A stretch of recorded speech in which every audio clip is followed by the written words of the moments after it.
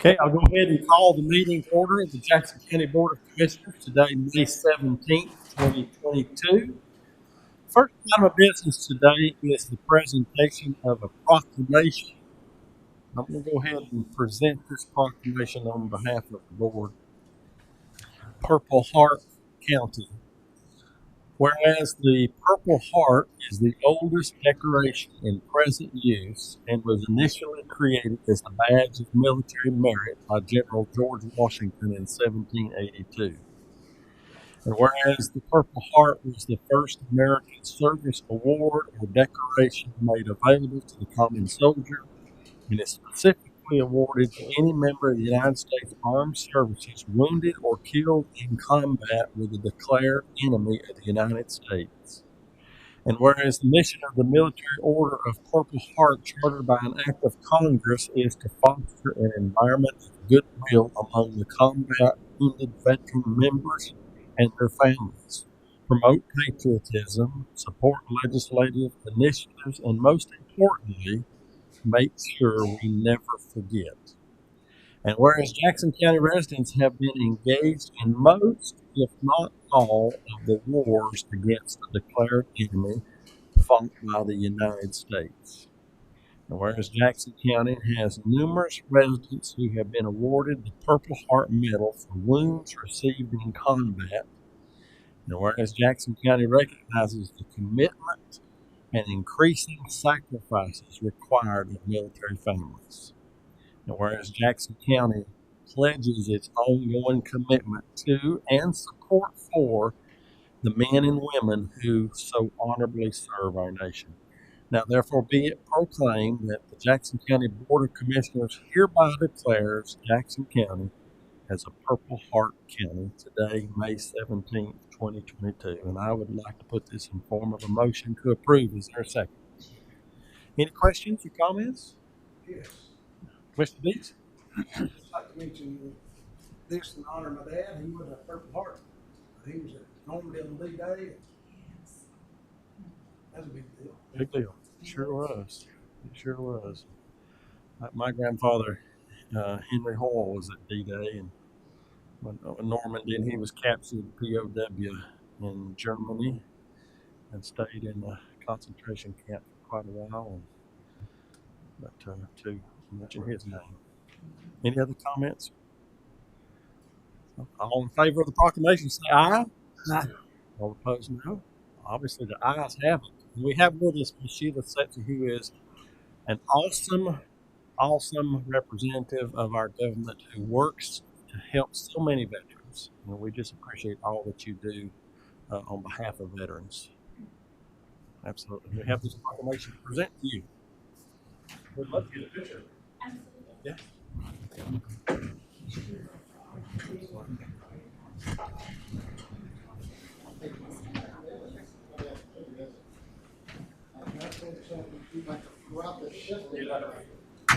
Official photography on that. Jerry. That's in his job description now.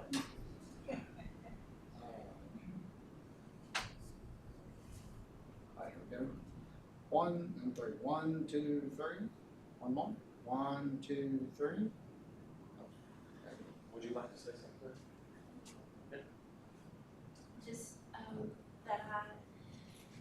that I enjoy my job a great deal, and I just want to thank all the veterans of Jackson County for serving. We have a large population here in Jackson County, and like Mr. Dietz has forwarded me people that have really needed help. So if you know of anybody out there that needs assistance, help, benefits, survivors, dependents, anything, please send them to our office. But thank you for all that you do, and thank you for supporting my department and all the veterans of Jackson County. Thank you very much. Thank you for the passion you have for the job. Yes. And I know we also have in the audience with us Mr. Roy Burnett, who is been a very involved member of the American Legion. Yes. And we just want to say thank you for all that I know our local American Legion does. And and the work of our local veterans to support veterans. It's a great opportunity here in our county. So many people that support veterans, and it's great to see. With that being said, we'll move on to the official part of our business today, and we do have the approval of the agenda. I've not been made aware of any changes that need to be made. Would someone like to put forward a motion to approve the agenda as presented? I move that we accept the agenda as presented. Okay. Second. Did you have? I do. Okay. Would we add something to? Yeah, we can add it. No, what? I'd like to speak about the problem we have on 441, where we had a bad accident just the other day, and the lack of borders between the 4 lanes, walls in that area, and that's what I'd like to Okay. do that, a few minutes speak. Well, let's just do that during your commissioner report. And That'd be fine. okay. All right, we have a motion and a second to approve the agenda for the business items to vote on. And any other questions or comments? All in favor say aye. Aye. All opposed, nay. The ayes have it. Next is the approval of the minutes, public hearing minutes for the rezoning request of the Cullowhee District on May 3rd, as well as our regular meeting minutes from May 3rd. After having a chance to review these as distributed by the clerk, what's the pleasure of the board? I move that we approve the public hearing rezoning request from Cullowhee and the regular meeting as presented. We have a motion to approve and a second. Any questions or discussion? Hearing none, then all in favor say aye. Aye. All opposed, nay. Ayes have it. Administrative reports. I don't have anything to report this afternoon. Commissioner Striblin, we'll start with you. I actually stopped by and talked with our Rusty Ellis today, and he's really excited about the pool. A lot of people are around that area, and a lot of people are not. But I think it's going to turn out like the Greenway. With a lot of people didn't think that was going to do very well, and it's very popular right now. But also got good feedback for us deciding to go ahead and lock in the interest rate also. Okay, It's a very good. smart move because that's already gone up. Then I also was approached by someone saying that people are being on the Greenway after hours, and they're not very good people. So I would like to suggest, I'm not sure how I do this, but get maybe some kind of a proposal to get security or a sheriff on a bicycle out there patrolling after hours or something for a little while, see what's going on. Okay. But I think that's a conversation we can have with the sheriff, and I know we do have some security cameras and some other measures in place to help try to provide us security and to take care of those. But that might be a good conversation to have for the sheriff. Okay. For That's sure. all I got. All right. And I should have mentioned today is our primary day in North Carolina, and encourage everyone to get out and vote if you have not already voted, and encourage that civic participation as we all should do. I know you see several I voted stickers on people's shirts here today. So. Commissioner Jones? Just going to reiterate, get out and vote. It's Okay. important. Absolutely. Every vote does count. I can attest to that. Absolutely. Commissioner Woody?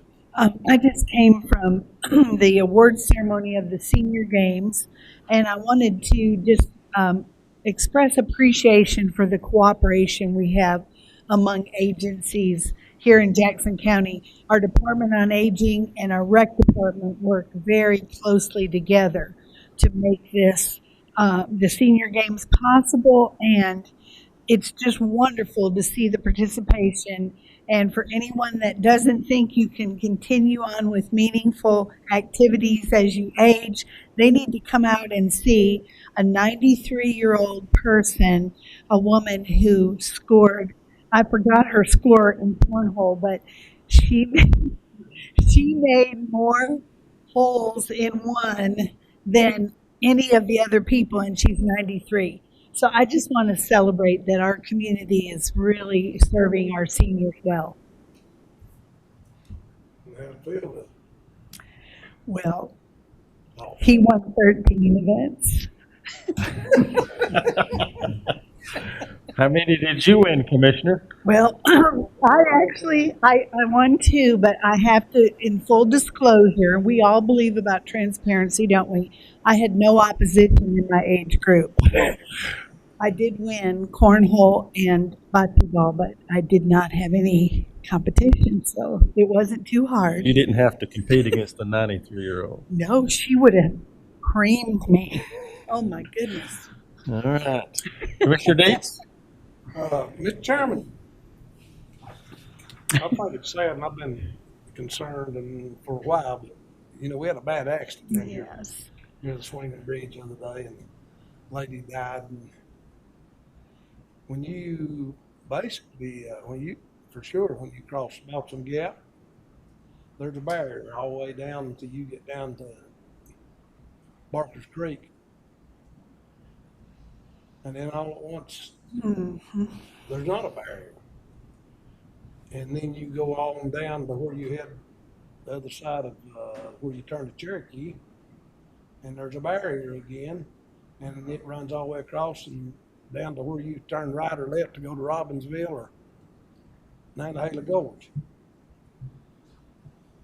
And I'm sure y'all know this, but there've been a lot of people killed down there with vehicles crossing the road, and it happens often. And they're bad wrecks. And the chances of you losing your life are pretty strong when you on the 4-lane across hit somebody head on. And a barrier could probably have saved most all of them, those lives.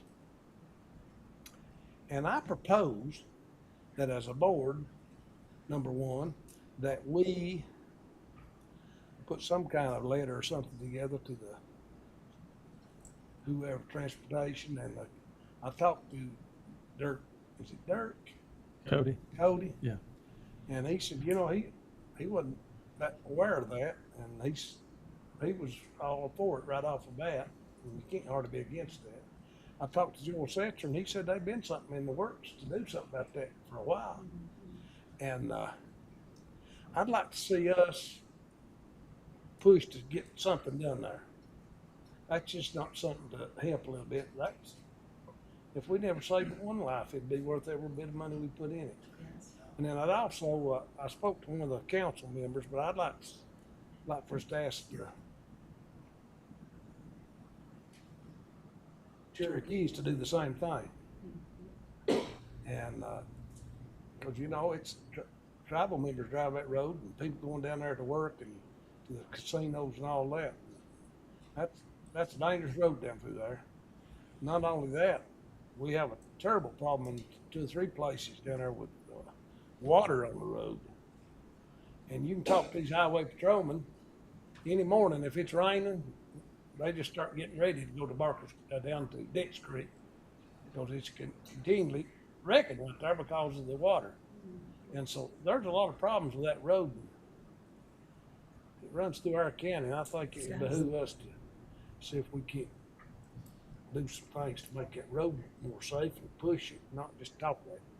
Thank you. Okay. Yeah, we'll be glad to do a letter, and I know I serve as our board's representative on the RPO Transportation Board, and I know when we rank safety projects here in the county, that has ranked high, and there is work been proposed on that section of 441, especially down near the Wilmot Bridge, that real bad curve. There's a whole lot of things that are in the works that I don't know where. I'll have to find out on the schedule where they're at, but we can add a letter to that and follow up with Southwest Commission, because they're the ones that Rose and through her department, those safety projects. I want us to do so.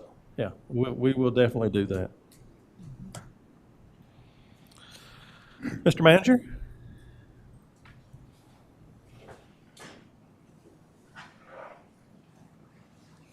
Yes, sir. I'll be short here. You'll be hearing from me quite a bit later on in the meeting. I am just trying to get us caught up on our permitting information. You do have in front of you the April, the March and the April. Let me see if I can find this one. So the March zoning permits, you can see that on zoning permits, there are 6 zoning permits issued and 1 renovation addition permit issued. As far as code enforcement, there were 2 commercial LDA permits issued in March and 5 renovation and addition permits. And then also I have included in the packet the month of April. You can see in zoning, there were 4 commercial zoning permits issued in April, along with 2 renovation addition permits.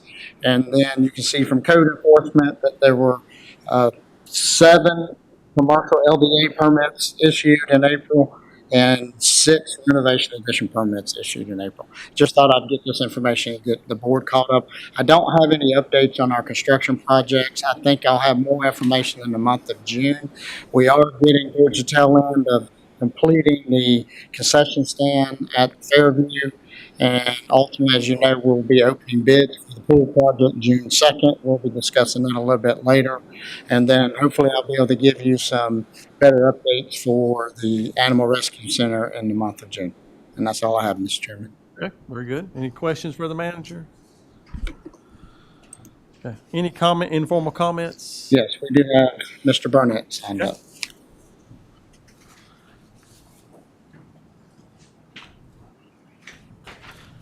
All right, Mr. Roy Burnett is with us and would like to speak to the board, so I'm going to recognize him.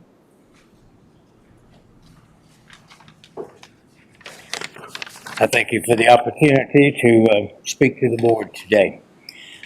On Labor Day weekend 2011, Jackson County listeners learned that radio station WRGC was shut down. Numerous people who knew my background and history in broadcasting urged me to purchase WRGC, including Commissioner Doug Cody, who explained a pair of low-interest loans administered in part by the county commissioners to assist businesses not able to qualify for a commercial loan. We applied. Fortunately, my wife and I had enough real estate along with the radio station's assets to provide sufficient collateral to cover the loan. WRGC returned to the air at 5:40 a.m., 5,000 watts of power on April 2nd, 2012. In October 2015, we obtained radio station WBHN of Bryson City, which was also shut down. The station was upgraded, returned to the air, and licensed by the FCC in February of 2016. The next year, WBHN and WRGC each applied for and were granted a 250-watt FM translator by the Federal Communications Commission. 94.1 FM, WBHN of Bryson City, and 105.7 FM in Silva both began broadcasting in April of 2018. Both stations also provide full-time streaming services. We leased the studio and tower site on Skyline Drive from Jimmy Childress. After his death, the purchase agreement for that property could not be reached with his heirs, so the decision was made to construct a shorter, less efficient tower in Dillsboro to be in compliance with the county's tower ordinance. A modern new studio was built at 31 Citrus Drive. According to the current Arbitron, WBHN of Bryson City has a cum rating of 29.3% in Swain and Graham counties, which is 5 points better than KISS FM and 15 points better than WNCC in Franklin. WRGC in Silva and Jackson County and in Swain County has a cum rating of 23.7%, which is for the first time in our history better than KISS FM and 13 better than WNCC. 540 Broadcasting Company has made every quarterly payment to the revolving loan fund on time, and today we are making the final payments, number 39 and 40. And with that, the lien against our personal real estate and property should be released, and the lien against the radio station also removed. Thank you. Congratulations. I would just like to say thank you for the service that you provide to our community, Mr. Burnett, you and your family. Thank you. Congratulations. Very well done. Yep. Anyone else like to speak? Anybody else want to write us some checks? Mallory does. Mallory, come on up, bring your Come on, checkbook. Mallory. All right, well, thank y'all for that. We'll move on then to our business, the consent agenda. First item is the finance report for April 2022. Ms. Darlene Fox, our finance director.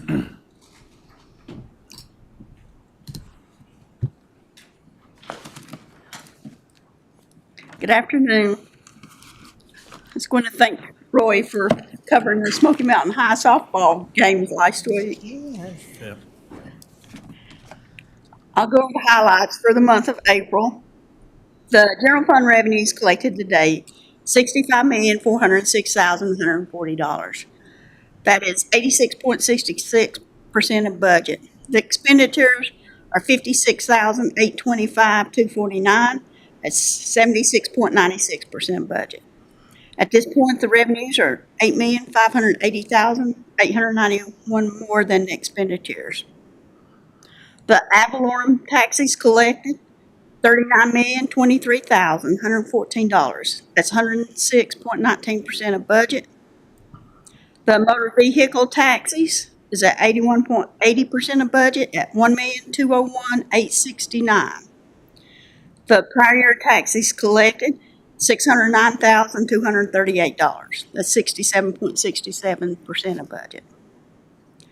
The sales and use tax distribution for the month of April, which represented January sales, was $1,348,978.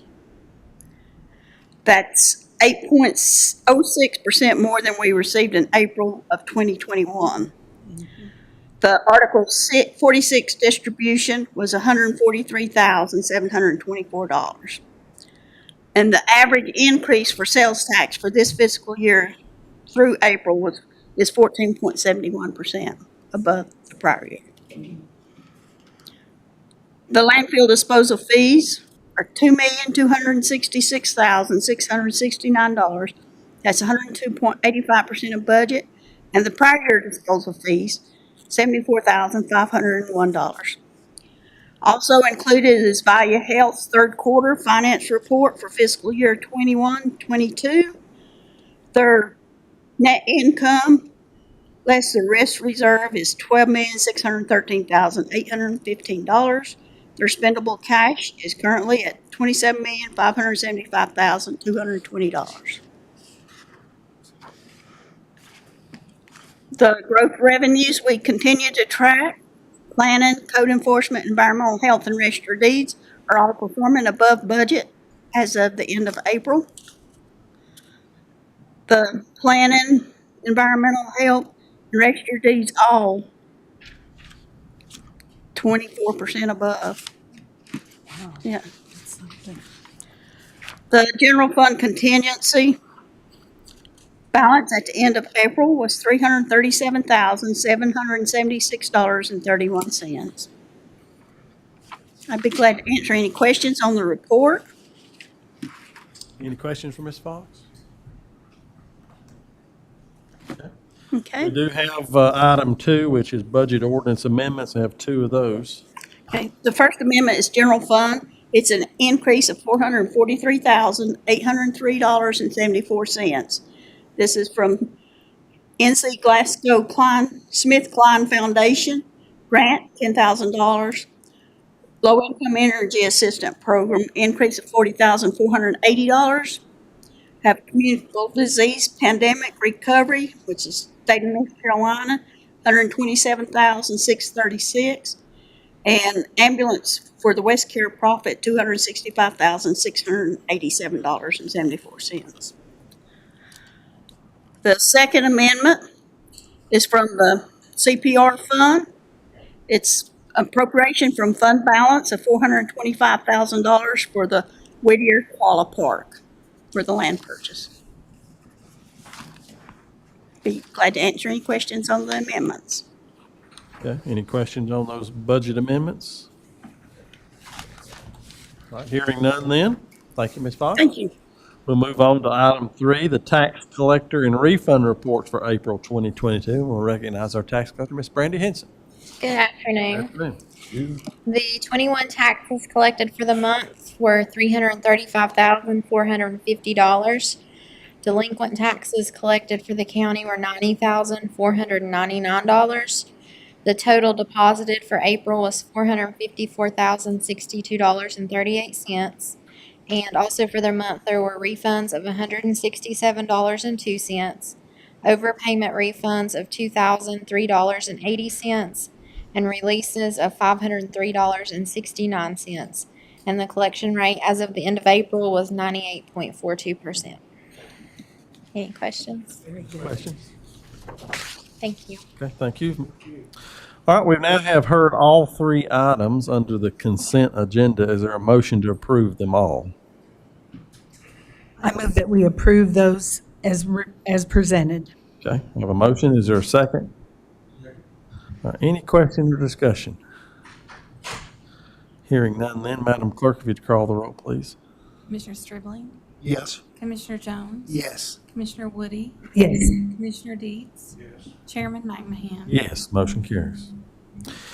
Next is the new business. We have a fireworks display request, and Mr. Tony Elders is here, the director of our Office of Permitting and Code Enforcement.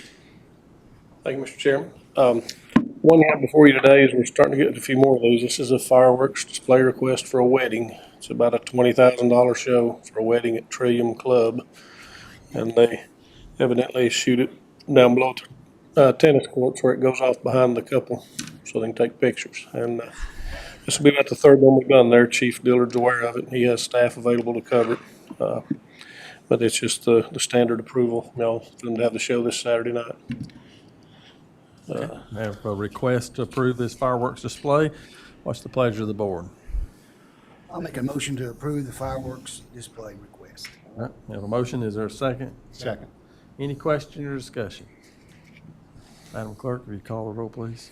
Commissioner Deeds. Yes. Commissioner Woody, Yes. Commissioner Jones. Yes. Commissioner Stribling, Yes. Chairman McMahon. Yes, motion carries. Thank you, Tony. Thank you. And I will mention to you before I leave, I'll be back for you next month with a July 4th request. There's 11 or 12, looks like. It'll be Saturday, Sunday, and Monday nights, looks like, across the county. So Okay, let's very see. good.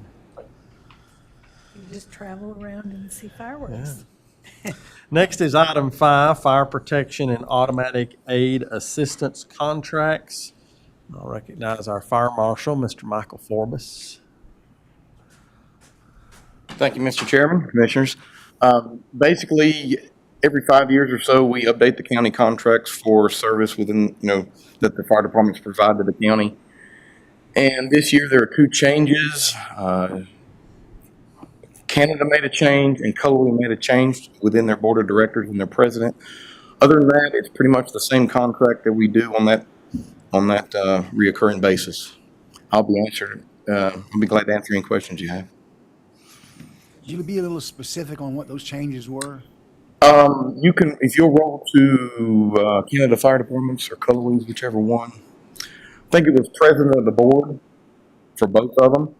So part of the contract is whoever is president of their board of directors has to sign that contract. And this year, I think Harold Nicholson is now, there we go. Go down one more page. There we go.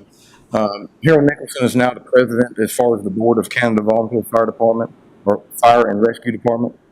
And then on Cullowlees is Mr. Danny Lewis. He's now the president of the board. Sometimes with these, you'll have a department that'll go from fire department to fire and rescue department when they change their service that they provide for the county, which is the case with Canada. They recently went to rescue, just like Koala. Other than that, like I said, it's pretty much the same. Thank you for that. Yes, sir. Any other questions? We have a motion then to approve all these contracts. I move we do so. Okay, you have a second? Second. Any other question or comment? I Not just, Go ahead, Commissioner I was Reed. just going to comment, we appreciate so much what you do in leading this, Mr. Forbes, and each of these departments providing the service. Thank you. We have a great group of people. We have wonderful departments, and it's a joy working with all of them. Thank you. All right, Madam Clerk, if you'd call the roll, please. Commissioner Stribling, Yes. Commissioner Jones. Yes. Commissioner Woody, Yes. Commissioner Deeds, Yes. Chairman McMahon. Yes, motion carries. Next is item 6, the offer to purchase from Marvin Gilmore Jr. This is with resolution R22-10, and we'll recognize Ms. Baker, our attorney, to highlight the offer to purchase. Yes, so these are two new offers. You're used to hearing these by now. These are the last two. Let's see if I can get this to move. The last two lots that we had in the Rebufo Hampton Springs subdivision. They're each for $1,200. One's 44A and one's 16A. So these are the two offers here. I'm going to come down and show you. I've got them highlighted in orange on the sheet so you can see where they fall.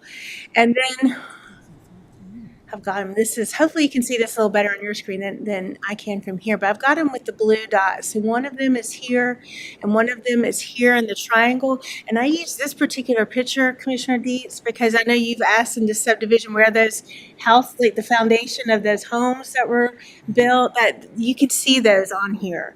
So one's on kind of the southern side of that and one up here in the north, but those are where those homes are out there in that subdivision that were never completed. I think it was enough to get maybe construction loans. That was part of the fraud that went on out there.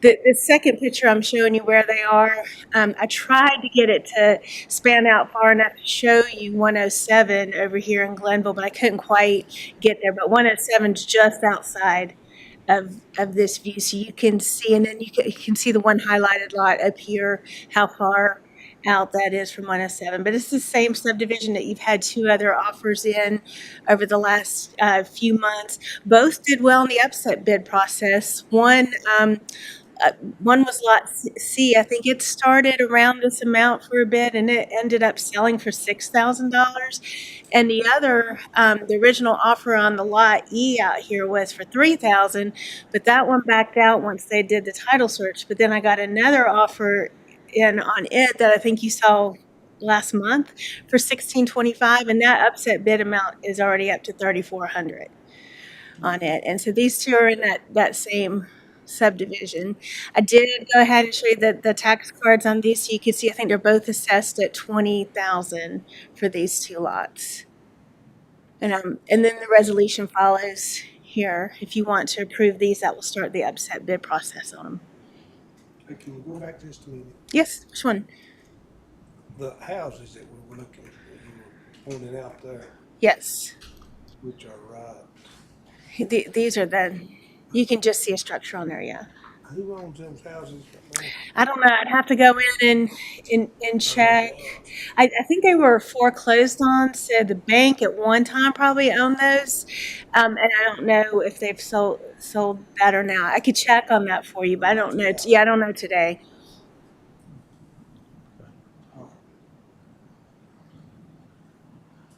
Okay, what's the pleasure of the board concerning this offer? Someone like to put forward a motion to accept the offer to purchase? I move that we accept the offer to to purchase from Marvin Gilmore Jr. Resolution R2210. Okay, we have a motion to approve. Is there a second? Second. Any question or discussion? Not, Madam Clerk, if you call the roll, please. Commissioner Deeds? Yes. Commissioner Woody? Yes. Commissioner Jones? Yes. Commissioner Stribling? Chairman McMahon? Yes, motion carries. Next is our meeting calendar update. Mr. Adams? Mr. Chairman, if it's okay with the board, I'd like to switch I was going to ask you. and go over the budget first, and then after you've seen the budget presentation, that will help in our conversations about upcoming meetings, because they're all going to be related to the budget. So let's just change those two items. We'll take care of item 8 first, which is the proposed budget for fiscal year 22-23. This is Thank you. the While manager. you're that out, I got some feedback on the property that we sold up near the overhead trestle. Yes. You're from, Yeah. Yeah. from the fellow's wife, that fellow that bought it, and she said he was real pleased with it. So that's good and surprising. Okay.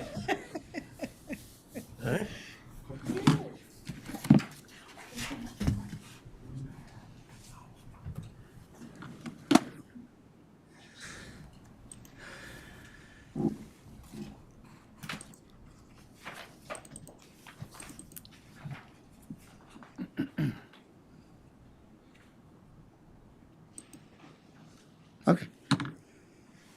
Are we ready? We're ready. All right.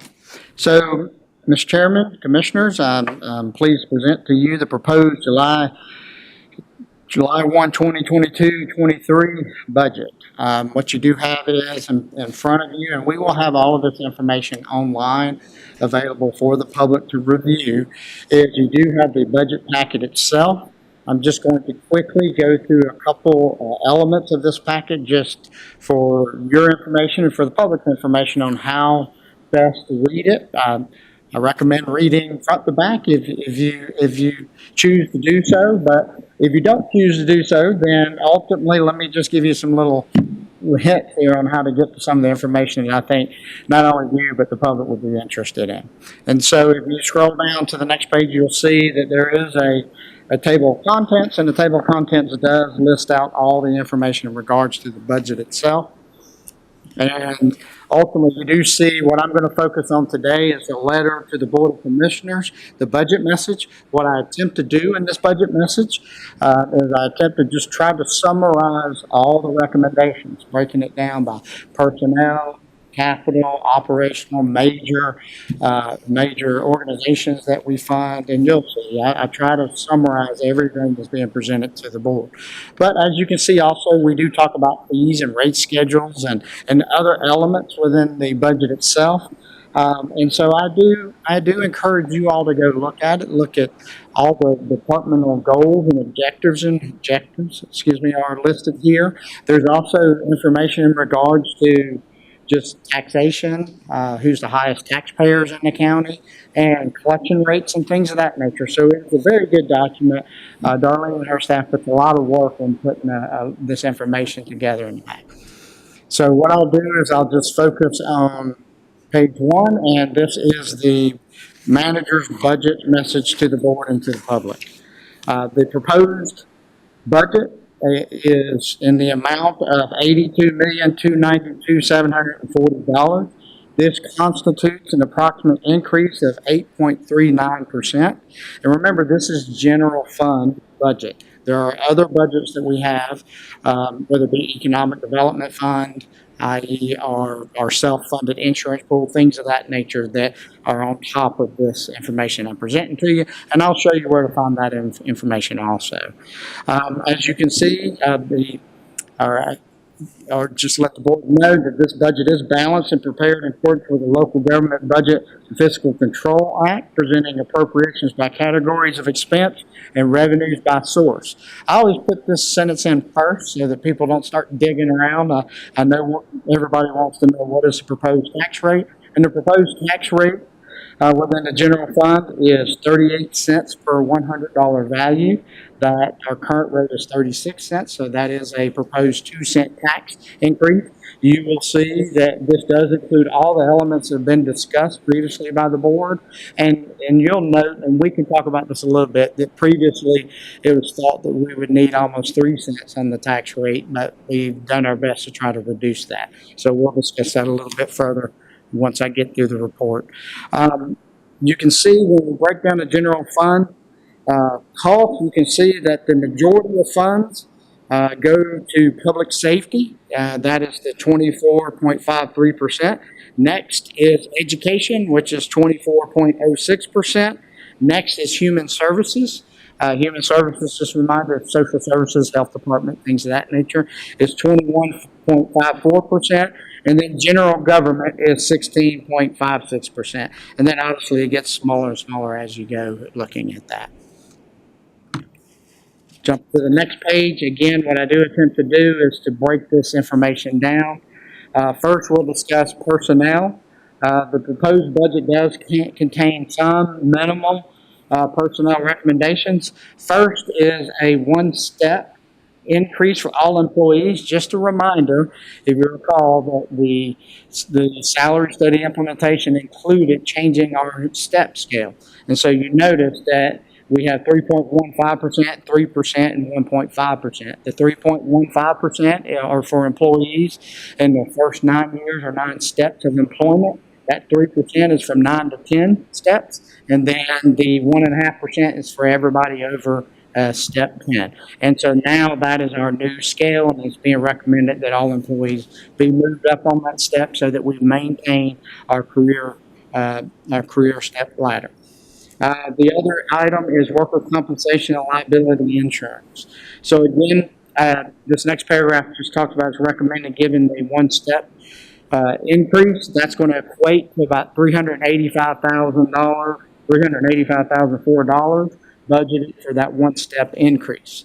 There is no cost of living or COLA adjustment. Now, what that means is we're adjusting the entire scale for cost of living. I'm not recommending that because the board just implemented the salary study that included trying to catch everybody up for their cost of living. Scrolling down, we did have several requests, and again, I gave you all summaries of this for salary reclassifications and positions. I feel like the compensation study fairly has compensated everybody, puts us in a position to not only retain experienced employees, but also to recruit experienced and non-experienced employees. So at this point, I'm not recommending any new positions or salary reclassifications in this proposal. There are some minor changes that I'm looking at, but these aren't new positions. Social services, I am requesting that we just extend an existing position. This position is cost shared with the state, and it is for a service to still continue to be provided. So just for us to maintain that position for one additional year. Again, not a new position. The second is GIS. It's recommended that the GIS analyst position be moved into the IT department. This has already been discussed. It's been worked out with the IT department and the GIS department, so everybody's ready for the transition itself. At the bottom there, you can see it's hospitalization, dental insurance premiums will remain as current rates, and the employee rates will also remain the same. So there is no proposal to increase not only health insurance rates for the county, but for employees for dependent coverage. There is a slight increase for workers' compensation, will increase by 3%, and liability insurance by 2%. Next category is capital improvements. There are capital improvement needs in the amount of $2,434,737. I do try to break this information out. As you can see in the equipment category, there's supposed to be $1,042,319. Highlights, and again, you have this equipment list.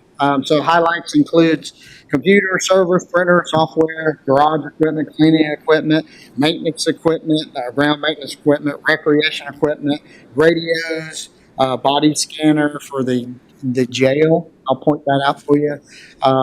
This is to assist for intake for inmates in regards to searches for inmates.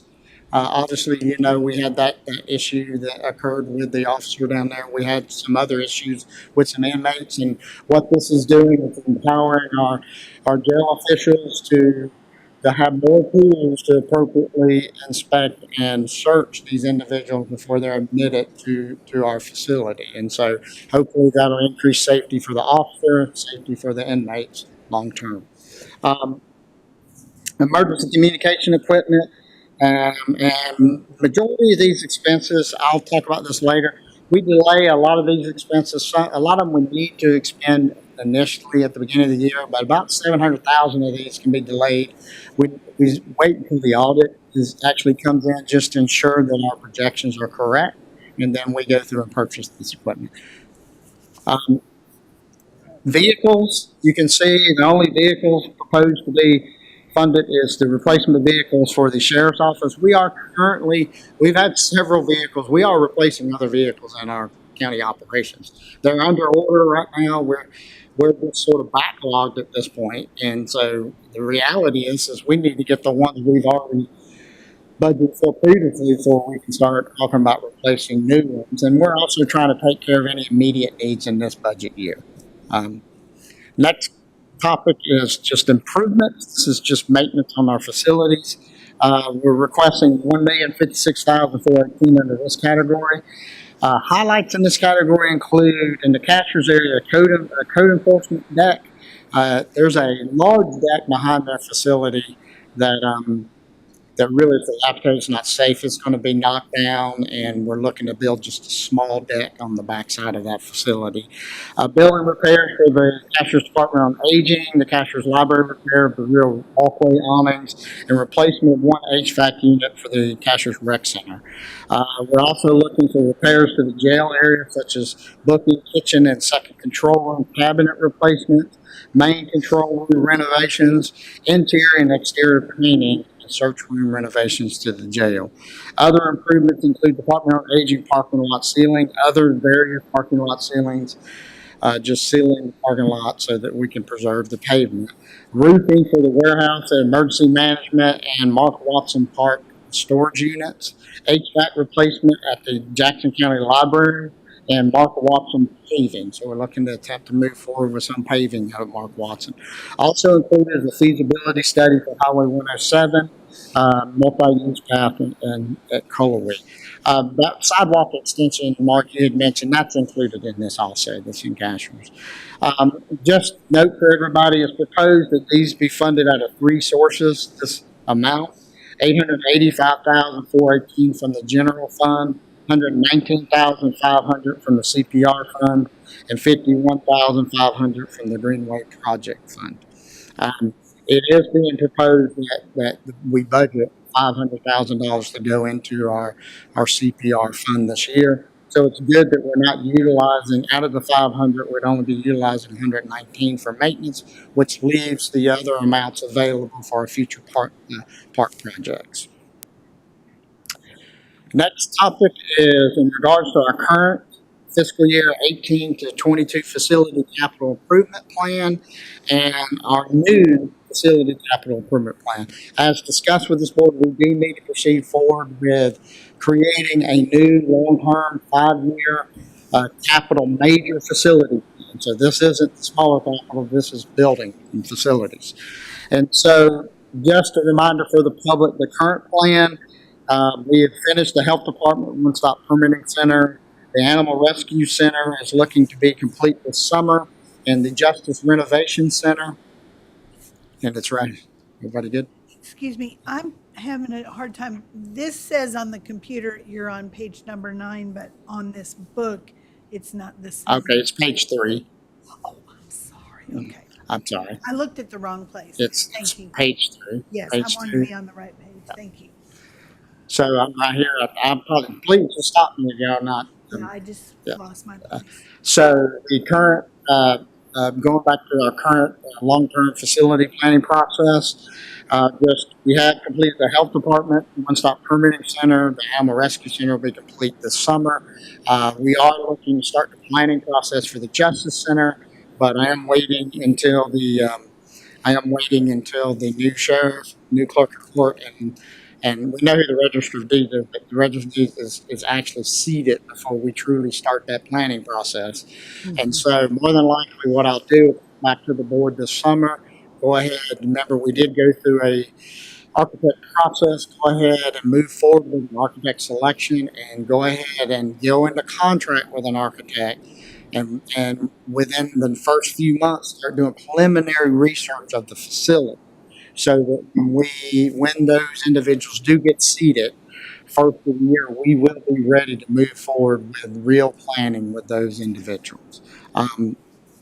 So going down, it is recommended that we attempt to complete our next 5-year plan, which will be 23 to 27, and looking to complete that in the first quarter of our fiscal year, July, August, September.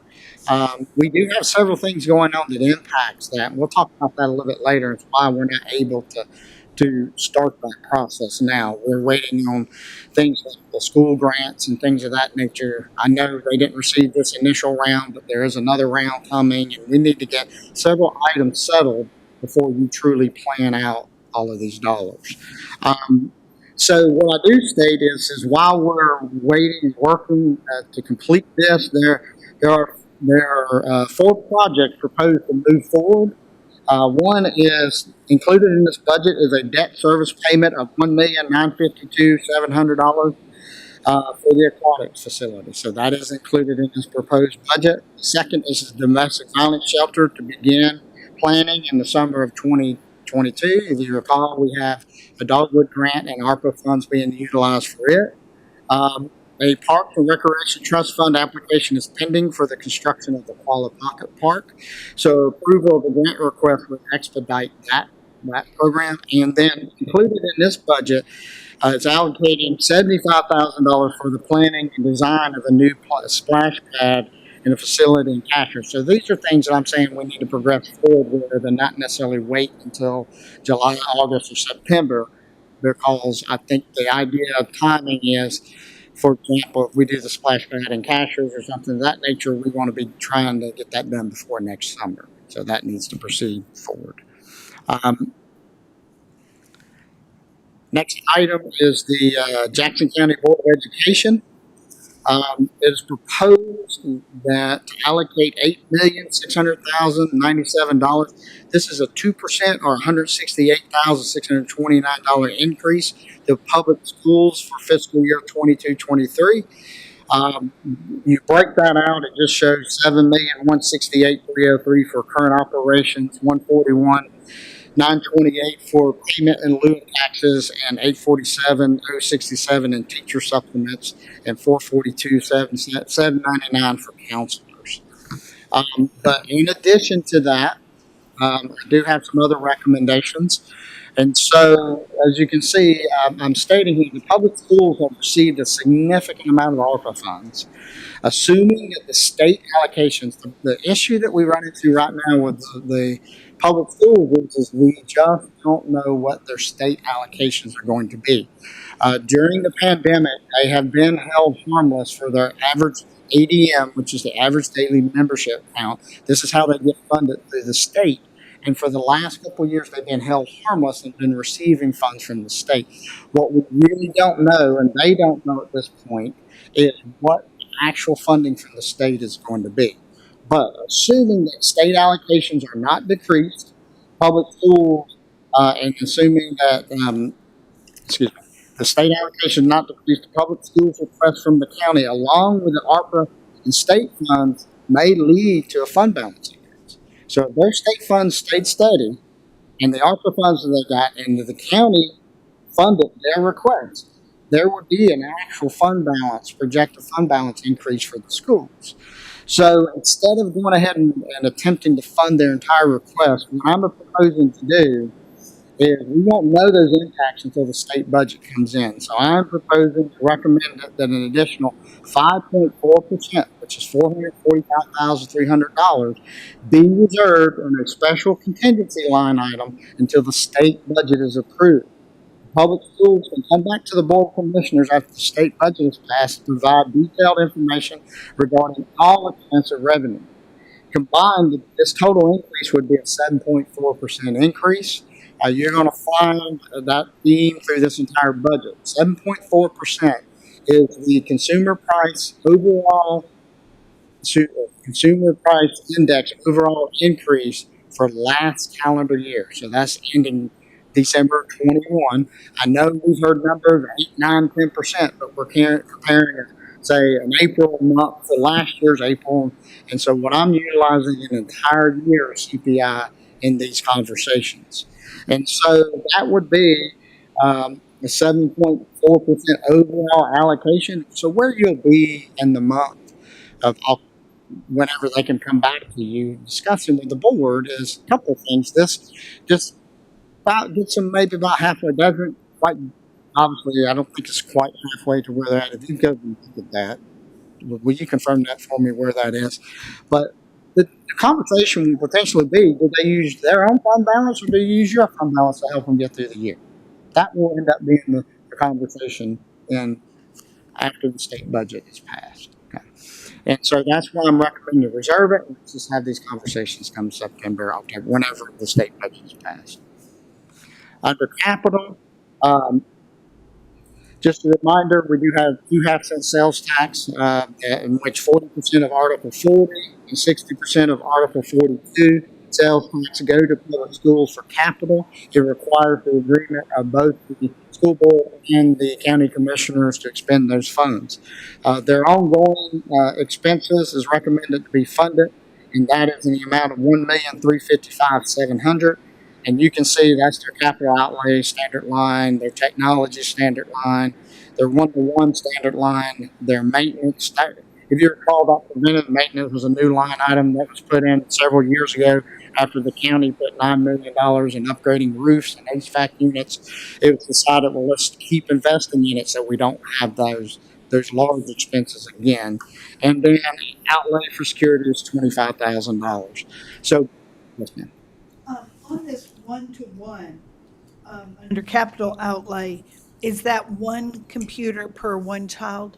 Is that one student? Why is that different than technology?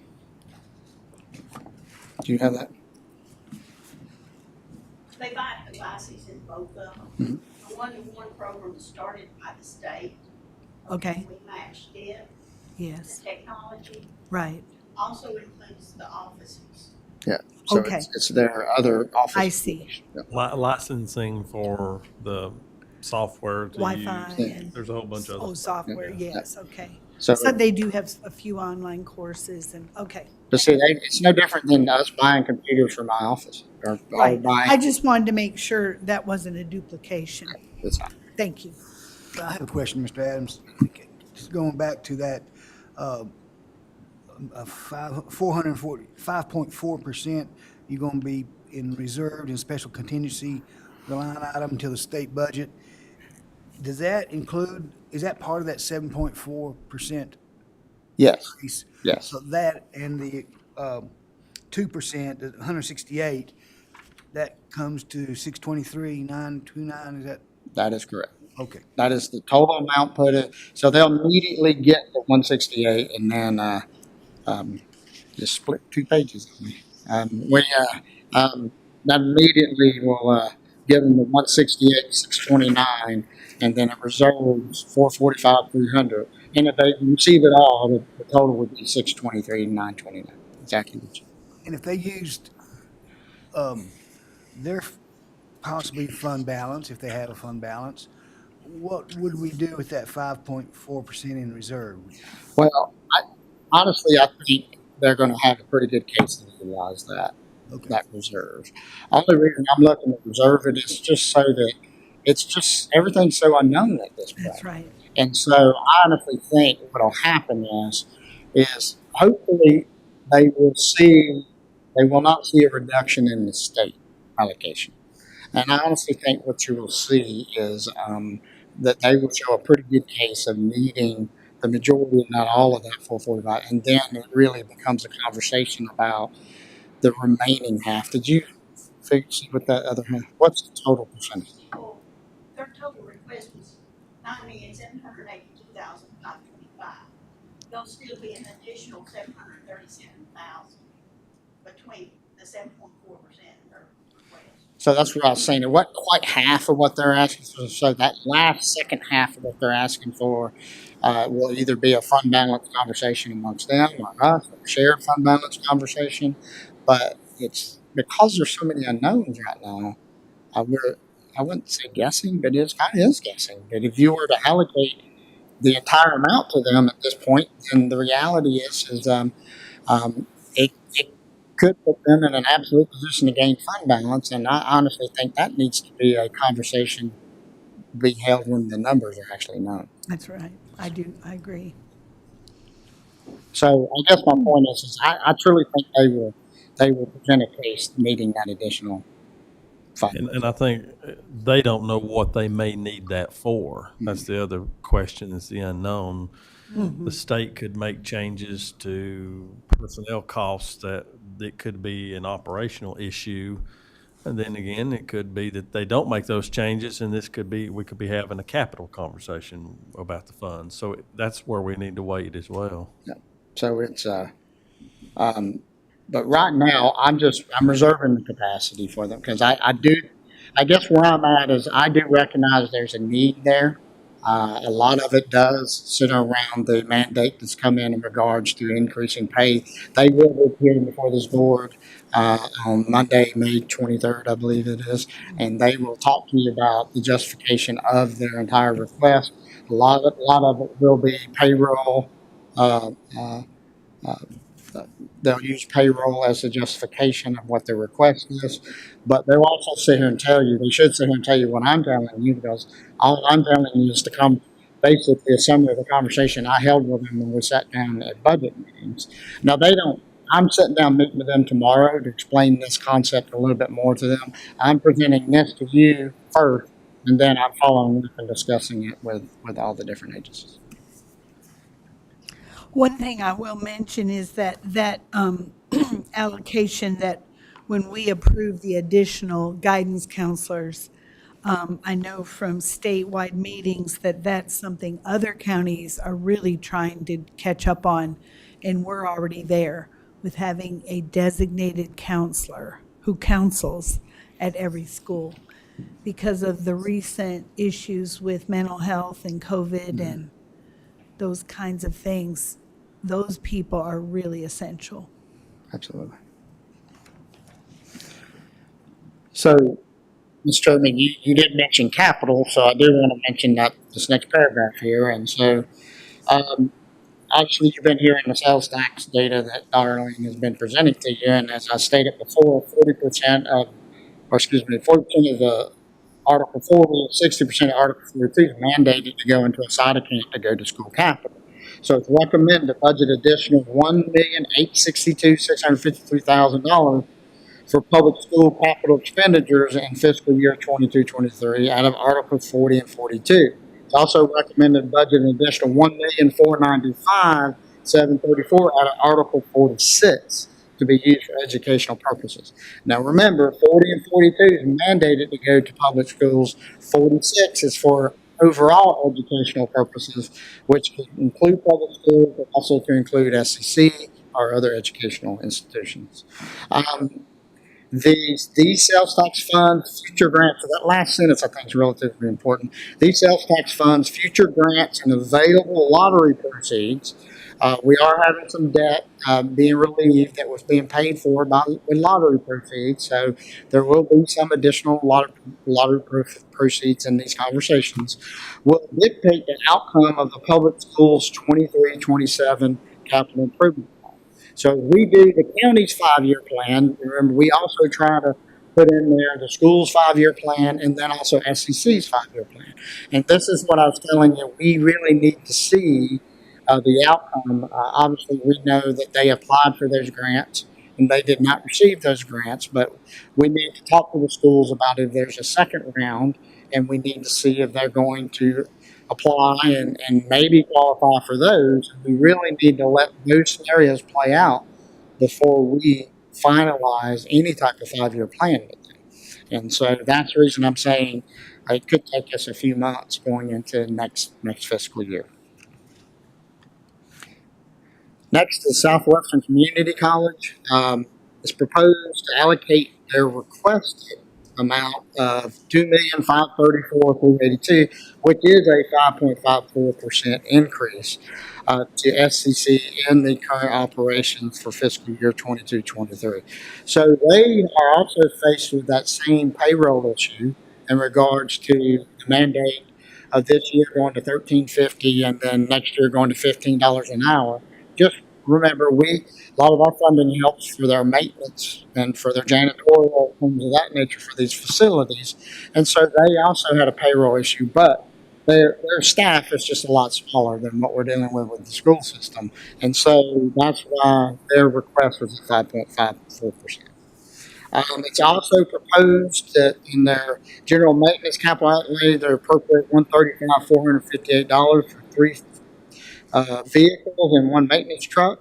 Also, facility renovations in the amount of $137,855 includes floor replacement, electrical work, Founders, keyless install at Awesome and the Health Science Center, And those keyless installs, exterior doors, just so you know, not all of the interior.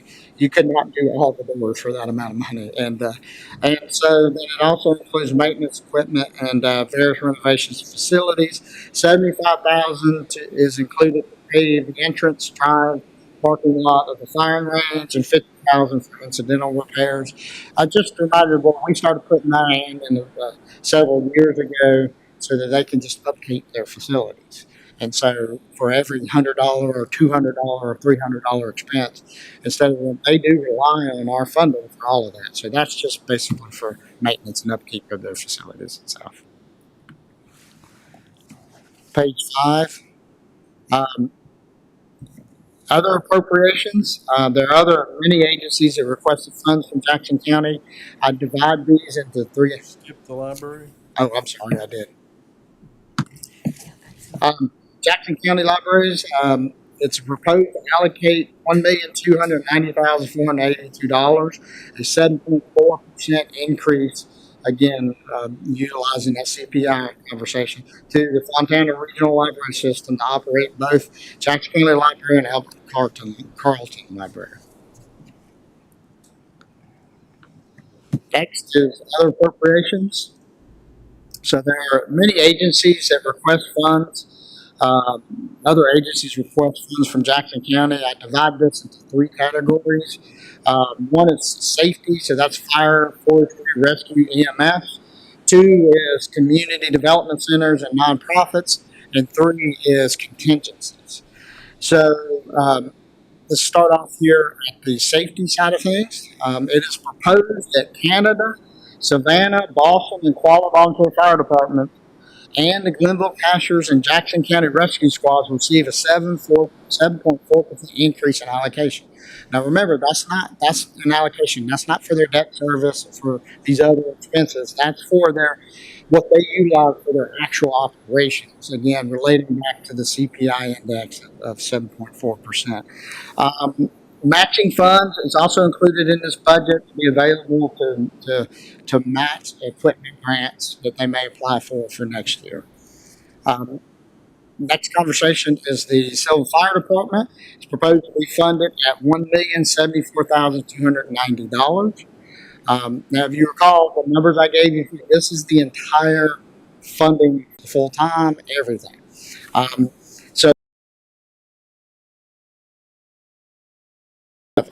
The increased number of calls and property coverage is necessitated for them to go full time. They do provide mutual aid to other departments within the county. This proposed funding amount provides enough funding for 8 full-time fire personnel. And I put this last sentence, since the town of Silva, since this is a town department, the town of Silva can choose to add additional personnel by adding town funds to the operations. So they can choose to increase the funds themselves if they want to. I believe it's around about $119,000 difference. I believe they said that their rate was about 49 cents a penny, be a little bit less than 2.5 cents. So they chose to go to 11 employees. That would add, I think they said they currently fund around 4 cents for their fire operations. That would bring it up to about maybe 6.5, plus obviously what county does. So that's really up to them if they wish to, the way this budget is being presented, if they wish to move forward with 11 full-time versus 8 full-time. The next is the Gullah Fire Department being funded at $1,076,789 as requested. What's amazing is how close these budgets truly are. That's the actual amount of money that Jackson County funds when we're doing the debt service on the building out there and funds for their operations. Their overall budgets are actually relatively close too. I believe the Civil Fire Department is around 3.5, and the Colby Fire Department is 1.25. Is that what we said? So they're relatively close. Colby makes up the difference in funding 2 ways. One is they get an allocation from the state and allocation from Western Carolina University. And then they also still do some fundraising. And that's what helps them get that extra couple $100,000 that's there. And obviously the Silva Fire Department's difference is made up with the towns, the town of Silva, Webster, and Dillsboro contributing to. But it's amazing with the 8 employees that their budgets are really close, even when you talk about putting in a building debt payment on both sides. Next is proposed that the Forestry Service receive funding of $109,115 as requested. This is relatively even, it's about a $521 increase. This includes, again, an attack fire truck with the associated pumps, hoses, and equipment at a cost of $51,000. The county's portion of that cost is $20,400. They were trying to purchase it this year, and everybody else, they couldn't get the truck. So we're just requesting that that be budgeted in next year's budget. The truck has been scheduled in the prior year, but just did not be purchased. Included in this budget, there's an increase of $237,690 for wages for the Harrison ambulance contract and $289,676 included for the Glenville Pastures Rescue ambulance contract. This, as was discussed with the board, these contracts need to be updated after July 1 if the board chooses to move forward with this to reflect these additional amounts in the base allocation to them. That way we don't end up getting a bill at the end of the year, so to speak. And then finally, there is a debt payment of $343,597 being recommended and is included in this budget for the new Glenville Pastures Rescue Squad facility at the initial proposed cost of $4.5 million. I can tell you I am receiving information from them that they're dealing with everybody else as far as cost changes and so forth. So the only thing I know is just trying to budget a certain amount of capacity, and then we're just going to have to deal with it when it comes in regards to cost. So the next category is the community development centers funding and the nonprofits. It's recommended that the development center fundings, all 14 centers remain at current levels. It's proposed that most nonprofits be funded at current levels. Due to the only exception that's due to hotel or room costs rising, it's recommended that here also receive the 7.4% increase, which is $11,384. There is a new nonprofit being recommended in this proposal. It's $5,000 for rolling start. I'm not recommending how they request it. They're actually requesting monies for rent and for ongoing cost, lease cost. It's a good concept. They provide vehicles for individuals who obviously don't have automobiles. They do this for a lot of clientele that are referred to by nonprofits that we already have partnerships with. So, Circles of Hope, social services, things of that nature. So what I'm recommending is we budget a small amount of money and just say that we'll help and refer clientele. Because all this is really doing is helping these nonprofit partners, nonprofit groups that we're already funding. It's helping them achieve what they're attempting to achieve. So that it makes sense for us to partner, but I wasn't there to give them rent at this point.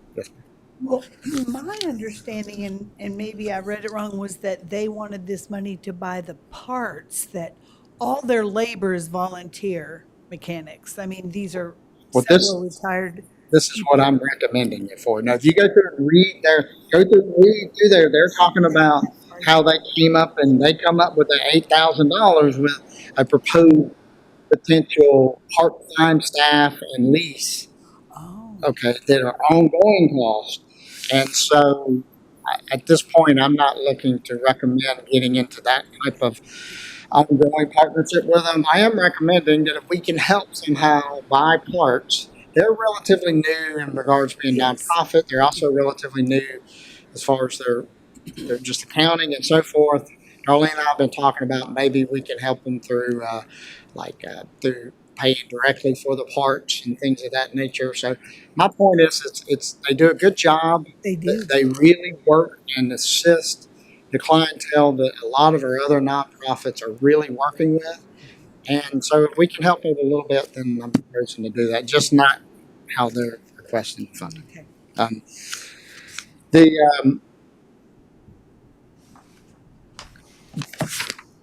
Before I leave nonprofits, I can tell you when we talk about scheduling, the vast majority of nonprofits will not, if not all, will not be.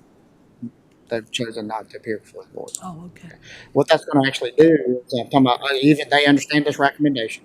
And I haven't had a conversation with Hugh at this point. I don't know if you saw their request. Their request was fairly significant.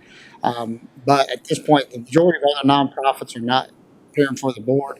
The reason that's important for these meetings, that frees up a day that you might want to still schedule for you to discuss the budget. Next on page 6 is contingencies, and what I try to do is break down the contingencies as I described them. So it's proposed to have $349,210 in our general purposes contingency. That's around the amount of money we usually set aside annually. It's also proposed to have the $455,300 in contingency for public schools. The 731,861 is for the equipment purchases. That's where I mentioned it earlier. Some of that equipment can be held. We can hold off purchasing that equipment until after the audit, and then $25,000 for internship work programs. That's not all internships. I'm still attempting to try to go back, try to start a work program with Heights, and try to start bringing in certain groups to come in and work with maintenance and so forth. COVID, the pandemic stopped all of that. Hopefully, we can get back to that little program to where trying to develop mentorships for some of the clientele that Heights deals with. And then, Don, let's do this. I know we're about halfway through this. Let's take about a 10-minute recess. Okay. And then we'll come back and finish up the manager's letter and the final budget presentations. Don, I saw in the paper where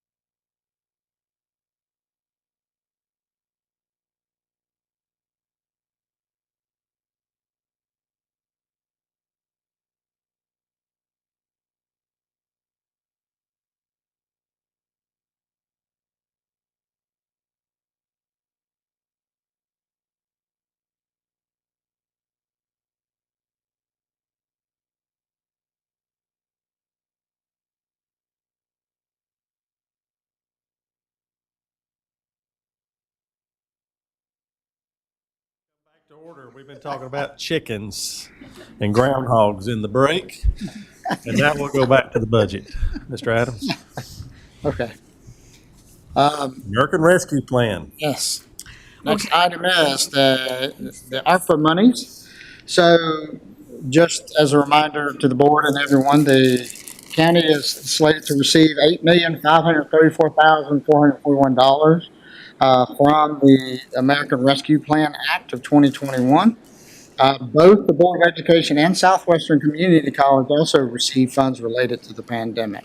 Jackson County, we have committed to several projects for these funds, so there is $4,549,492 of funds remaining. It's recommended that the board continue planning the best and highest use of these funds. It's recommended that 3 potential areas be prioritized for next year for some use of these funds, and they're as follows. One is broadband.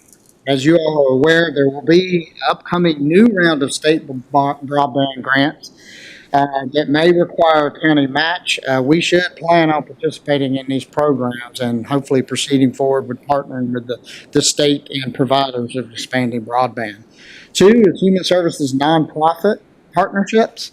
I'm looking for Jackson County to develop a process to assist nonprofits with one-time capital purchases. This is something that's been brought up by the board several times, or improvements that directly assist them with their operations. So currently, I have requests sitting on my desk because people have heard this has been conversations before about nonprofit applications, and so I do have some requests. For example, from renovating their facility to like a vehicle request to just a couple other, some medium to large, but not multi-million dollar large in the sense of $100,000 plus of renovating buildings and so forth that the board may want to consider moving forward. I would just look at it in the term of just maybe putting a cap on the amount of money that you would consider. And in that way, it's not saying we have $4 million available for this conversation, that you can start off with the first round of say $500,000 or $250,000 and then just go through the process and see what type of applications that you get. Then the final is using some of these funds potentially using some of these funds when developing our facilities capital improvement plan. These funds could specifically target at a park since it was determined to be a potential allowable use. I only throw that out for the simple fact that, we still want to try to target these funds for ARPA, general ARPA expenses. Parks were starting to become a determined eligible ARPA expense. As we proceed forward, especially when you proceed forward with if and how you proceed with the pool when the bid come in, then these funds may be handy in regards to trying to move forward with parks. I'm talking about with parks development. Then the next item is special funds. As stated before, there are funds that fall beyond the $82 million requested budget. These funds operate separate from the general fund budget, and they include transfers back and forth between the general fund in the amount of about $11 million.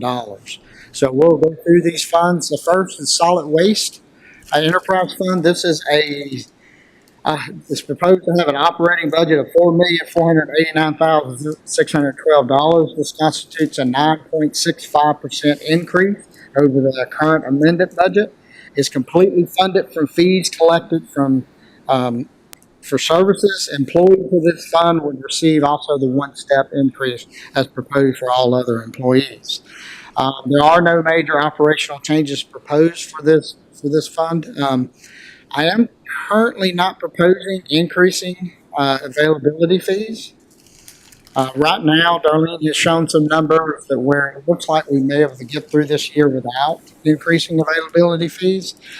But I can tell you, escalating energy costs. So let me go back to our general fund budget. We've gone in and looked at things that have escalated in cost that's included in here. Things such as our power bills and energy costs, even for our vehicles, things like our meal contracts and things of that nature. But that has not been impacted if you take a look at our contracts in solid waste, it is all about fuel. So, whereas in other operations, you can take in consideration CPI and other costs, this is about fuel because everything we do is transporting our waste around, whether it be transporting our overall garbage down to Homer, whether it be transporting our recyclables over to Asheville, to whether we're transporting from our SRCs to our transfer station to transfer to other places. It's all about fuels, and these contracts have fuel escalation clauses in them. And so right now, if fuel stays up like it is now, then we potentially have a problem if it stays this high for an entire year. These are things that we have to sit and talk about. If we can anticipate a fuel cost going down at least halfway through the year, then that would save us from having to look at rates. And all I'm doing is exposing you to the conversation that's occurring between finance and myself right now. I am meeting with contractors in the next week or two to just talk about some things.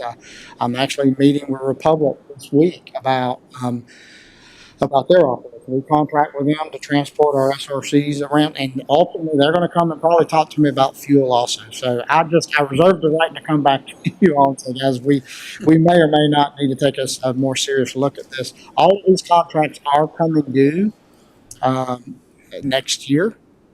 And so I'm talking about coming up. Now, these are service contracts. We can extend them. We can bid. We can do all sorts of things. And so currently myself and Chad Parker, we're just having conversations with places about what potential costs will be.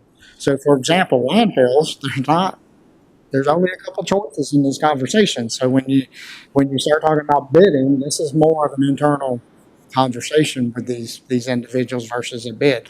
Transportation can be another conversation, but I can tell you, transportation providers are becoming harder and harder to find right now because of drivers, because of fuel costs and things of that nature. So all of this is we're having to take this into consideration when we're trying to anticipate whether or not we need to look at fees. So when you use the term availability fees, is that what's on your tax bill? And it's not called that on the tax bill, though, is it? What is it called on the tax bill, do you know? I don't know. Solid waste something. Solid waste. Yeah, I can't remember. There's another Based term. on the number of bedrooms in a home. Yeah, but that's what we're talking about here. That's what we're talking about. We also can look at tipping fees. Okay, availability. If you think about why it's called availability fee, it's because it's not really based upon the amount of garbage, the actual tonnage that you're taking in. It's about the facility being available for your use. Right. So generally, and then when you start talking about tipping fees, that's the word tipping is used because some trucks tip to dump their garbage off, and that's the per ton charge that you can charge at the facility itself. And we would evaluate all of the availability and potential tipping fees in these conversations.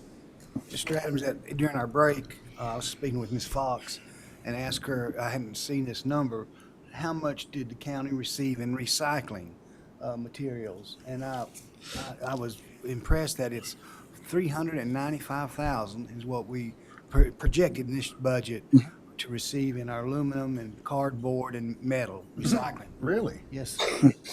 Rather significant. That is. And then that also doesn't go into a landfill, which has a double impact. I like that. So, if the citizens recycle a little bit more, my wife gets on to me regarding the bags of aluminum cans that I keep until I get enough to take out. But I would encourage everybody to recycle. It's definitely profitable. Well, Don and I had a very extensive conversation the other day about this very topic, and I've suggested that it be a work session item coming up in the future. Great. Thank you. About recycling, because there are things that we can talk about doing to increase that number that would help us not only from a cash standpoint, but like what Commissioner Woody's saying, more importantly, is keeping unwanted items out of a landfill. And that's saving money is actual money. Yeah. So. Right. Good. It's good to hear. Thank you. Okay. Next item is the is the, I keep trying to skip things, is the E911 fund, the emergency telephone fund. Proposed operating budget is $314,070. This proposal is the same level as current year. These operations are funded completely through our 911 fees that are on your phone bills. There are no major operational changes. Next is the real property revaluation fund. The proposed operating budget is $498,324. This constitutes a 4% increase. Employees within this fund would also receive the one-step increase as earlier proposed. This is the second year of our full-year revaluation cycle that began in 21-22. Highlights in this fund, the software cost and new updated aerial photos have been included in this budget in the amount of $96,387. There are no other major operational changes in this proposal. This would be something, if anybody's interested in this type of technology, just let me know, because aerial is really pictometry. Aerials is not an appropriate, this isn't your Google Maps process. This allows for us to do a very extensive and a quality revaluation, okay, because of the quality of the photos themselves. And so if anybody's ever interested in this type of conversation, just let me know, and we'll provide, I'll have the administrator provide the information to you. Next is the Green Energy Fund. The proposed budget is $243,430. This constitutes the same level of funding over the current year. Employees within this fund will also receive a one-step increase. There are no other major operational changes for this fund. Next is the Economic Development Fund. This proposed budget is $175,966. This proposed budget is 21.37% over current year. The employee within this fund will receive a one-step pay increase. Main difference in this fund is funding for a third-party company to assist with market feasibility study for business development. We always talk about when we're talking about major chains and what does it take to get certain businesses here and things of that nature. How do they study? How do they look at our market? Things of that nature. What Ms. Hinder is attempting to do is to bring in a company to allow us to truly understand what it would take to try to market certain chains and get certain businesses within our community. So, We get asked that a lot, don't we? Where's Ingalls?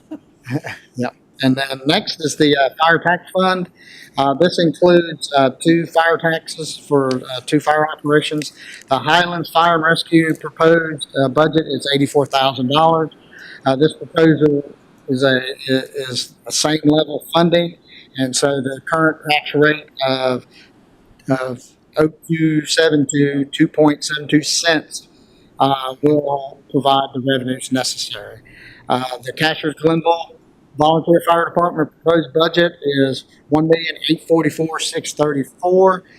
This proposal constitutes an increase of $54,790, and the current tax rate of $294 per $100 value will remain the same and provide the necessary funding for that increase.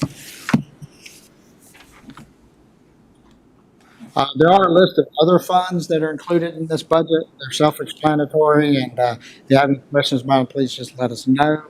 Finally, on fee schedules, we do have multiple fee schedules within our operations.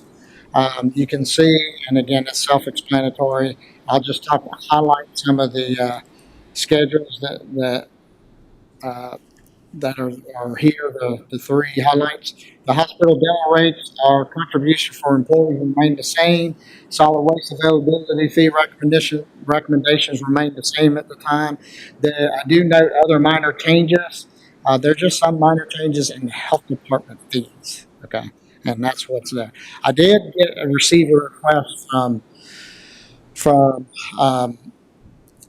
Tony from Code Enforcement for some fee changes, but the reality was at this time, you can see our fees have increased drastically over a period of time, and I just did not bring that fee request increase to the board, or didn't recommend it to the board.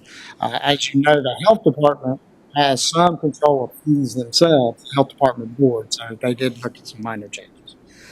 Just trying our best to keep fees and taxes and so forth relatively level as best I can this year. In closing, the public hearing is scheduled for June 7th, 2022 at 5:55 p.m. All of this information right here, this whole packet will be put online for public viewing. They also can see it at the Administration and Finance Department. The budget is tentatively scheduled to be approved at a commissioners meeting in June. That's what we're going to talk about right after this presentation as far as your budget meetings go. And in closing, I'd like to extend my appreciation to all county staff, all elected officials and departments for just doing the excellent work and providing the information requested of them. And I would also like to just thank Finance Director Darlene Fox and her staff for their tireless effort and attention to detail. Mr. Chairman, that's my presentation. Any questions for the manager? I know it's a lot to digest, and I encourage you to take this book home and let's start the process of reviewing it and going through and coming up with questions and discussion topics to have at our next upcoming work sessions as we look to take his proposed budget based on staff. This is based on staff meetings where he and Darlene have met with department heads, evaluated the requests from various agencies, took all those requests that they felt were necessary and reasonable, put them into this budget and presented it to us. And here again, this is their recommendation, and it's now our turn to evaluate it and make sure that it's what we feel that the citizens of this county need as far as our representing them as the government. So, Mr. Adams, you want to talk a little bit? What do you want? Yes, sir. Before we jump in, I do want to remind everybody if they refer back to previous work session materials, this budget did present a recommended 2-cent tax increase. But I also want to just remind everybody of all of the safety elements that were being discussed, including the indoor pool, which there was a bond referendum for the indoor pool. I just want to make sure I'm looking. It's a bond referendum for the indoor pool, in which that in itself, under the debt service that was just secured by securing the interest rate, that in itself represents 1.68 cents of that 2 cents that we just talked about. So I just do want to point out that we attempted to stay away from we were looking closer to 3 cents when we first was talking about that, and we did our best to try to get it down to 2 cents. And the majority of that 2 cents is represented by the pool that we're dealing with. And the only other thing I do just want to remind everybody, and I put this in here, and I apologize. I also wanted to just show this, just a reminder. This is sitting up on the Recreation website page right now. This is what was presented to the public before the referendum was voted on. And I just wanted to remind everybody, right now we're looking at a 1.68 cent tax, part of that 2 cents. And what the public voted on was over 2 cents. Yeah. Okay. And so that's what was presented, discussed. So I think we've done, hopefully a good job of trying to keep the interest rates low and keep it as low as possible. And so we just keep our fingers crossed and hope for the best when the bids are open June 2nd. And that's the only other information, Mr. Chairman, I wanted to provide. Any other comments or questions? Here again, like I said, this is very high level at this point. We'll get into more details at a later date. But any other comments or questions about the budget that's been presented? Okay. Go ahead, Commissioner Jones. Well, would it be a fair statement to say that of the potentially 2 cent increase, 1.6 would be for the pool, and the other 0.4 would be for emergency services? I want my 800s, 1.68. 1.68. Yes, sir. So it'd be a third of a penny would go to our first responders, emergency services for the citizens. Yes, sir. Yes, sir. I think it's fair to say that you could distribute the rest of that 0.32 to any of these other expenses that we've talked about. Salary increases for Salary. EMS, the rescue squad payment for the building, the civil fire department request, any of those additional ones that we discussed. Yes, sir. I think that would be a fair assessment, yes. Well, I was just going to, did you have a comment? No. Okay. I was just going to say that I do appreciate our staff. And I know Don and Darlene have worked really hard, as long with our department heads, to get us to where we're at right now. A lot of work, and it's very much appreciated. And like I said, we'll look at the schedule now and talk about when we have opportunities to provide more in-depth comments. Okay. So, received information. Thanks for providing that, Boyce. That helped out a lot for our conversations today. Yes, sir. I don't have it. I have it. So, you do have in front of you the schedule. So, the couple of things that I'm looking to attempt to do with the board is to go ahead and get our upcoming meeting scheduled. And I do believe that one of the first things we need to talk about is that, and I apologize, we're going to have to look at the June 9th and 10th. Before we even get down that far, Monday and Tuesday, Yes. 23rd, 24th, special budget meetings, 8:30 a.m. What is on the calendar for those two meetings? Okay, so I was going to say those two meetings need to be canceled because of conflicts, the June 9th and 10th. And then going back to the May 23rd, 24th, we only have, I'm passing out the agenda for May 23rd. Okay. So we currently only have 23rd scheduled. Thank you. Take 24th out. Well, or we can use it as a budget meeting. If the board chooses. So, on May 23rd, this is the schedule in front of you, and you do see that we have Dr. Thomas at 8:30, Dr. Dana Ayers at 9, Tracy Fitzmore for the library at 9:30, the sheriff at 10, and if we did have any, like I say, the vast majority of nonprofits are not coming. If we did have one nonprofit want to come, then I would just schedule them at the 10:30. So I would say that morning for the 23rd is fairly, it's going to be booked up with these conversations. But the 24th, there's really nothing scheduled on the 24th at this point. So I would offer that up if the board could still meet, since we are having to cancel the 9th and 10th. I'd throw that out to see if you want to still meet on the 24th. I think that's a good idea if we could still meet that morning, and then after having heard on the 23rd from these major organizations that we fund who have major implications on our budget, have a chance to have a conversation with them, and then on the 24th, we'd have a work session where we would just sit down and review all this information and offer any suggested changes. Is everybody okay with doing that at 8:30 on the 24th? Yes. How about the 23rd now? Well, the 23rd would be at 8:30 that morning, but that's what's on this order.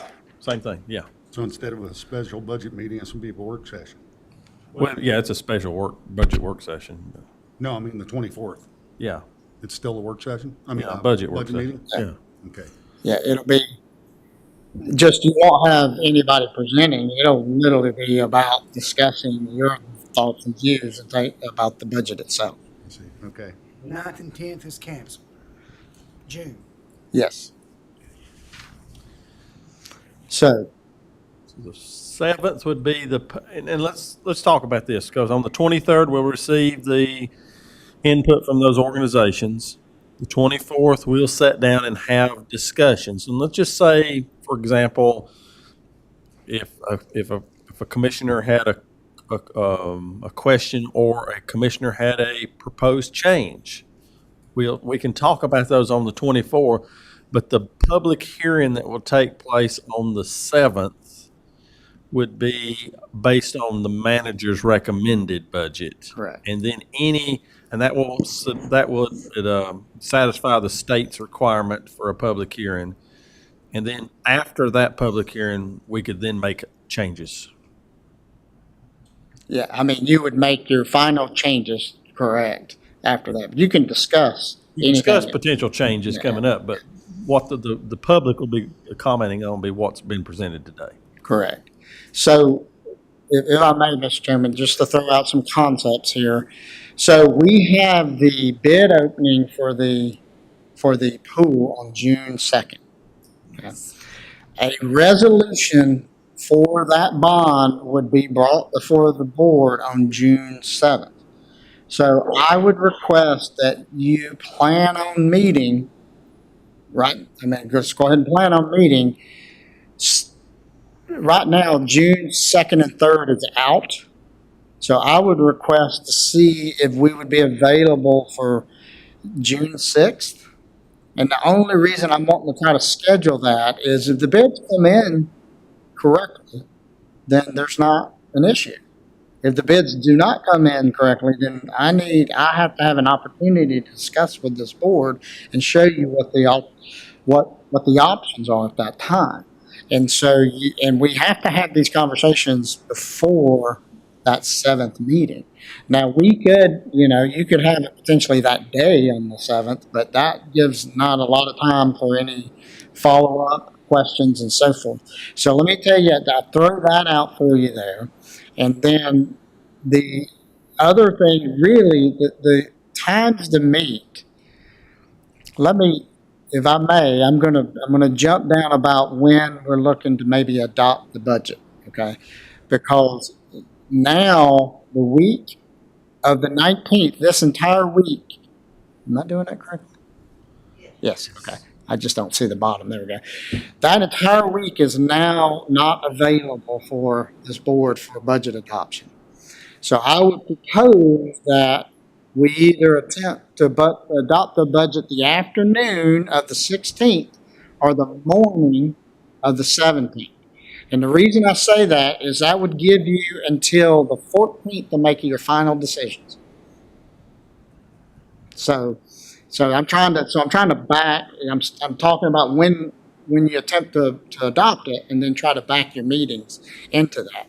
So if you choose one of these dates as a potential adoption date, understanding that the 14th is your last day to make changes, then really it drives your meeting dates to be 6th, 7th, 8th, 13th, 14th.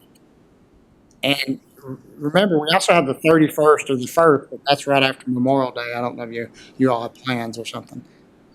So first of all, I definitely need the night of the 6th. And the reason the night of the 6th is because, Mr. Chairman, I don't know if you know your schedule at that point, right? No, and that's where I would have to ask if we had a meeting on the 6th, let's have it in the evening. Let's have it 6 p.m. On the 6th. Yeah, Good for me. because I may be in federal jury duty that day. And if that's the case, then I'll leave Asheville and drive straight here. I don't know that yet until Friday the 3rd. So then what that's done, if That's fine with me. The 6th? 6th at 6 p.m. everybody good with that? Everybody good with that? 6 p.m. And if, and we're only having that meeting as if everything goes haywire on the 2nd. That or you might want to use it as a budget meeting. I mean, it's a budget. I'm sorry. Well, I mean, I'll meet then if we have to, but I have my grandchildren that whole week. And I've made a commitment to them, and Phil will watch. There's no problem. But if we don't have to, I'd rather not. Well, here's my personal thoughts. I mean, there is not a lot of changes that we can make to the budget, personally. I mean, we can go through and tweak numbers here and there, but overall, unless we just want to make big ticket changes, I would, as a board, be prepared next Tuesday, the 24th. If you got in your mind and want to make big ticket changes, to present them on Tuesday, the 24th. And after that point, then I really don't think we should be worrying about making big changes Because we don't want to wait down to the end of the month and then all of a sudden try to make a change and it causes staff to have to go back and rework the budget. So if you've got in your mind that I don't want to support this or I don't want to support this element of the budget, we need to know that next Tuesday. And that way we as a board can debate it out and decide, is it in or out? And then move forward, because the rest of it is standard budget. I mean, nothing's really different. And that saves us from having to be here for all these other meetings when we really don't need to be here. So I can come on the 6th in the evening. Okay, so the 6th, then we have the 7th, and then if something comes up, then honestly, we do have the 14th scheduled. That would be the last. We would prefer sooner than that. That would be the last time. But if something came up in these meetings, then we still have the 13th and 14th, or just the 14th. I'm just trying to give us options. Correct.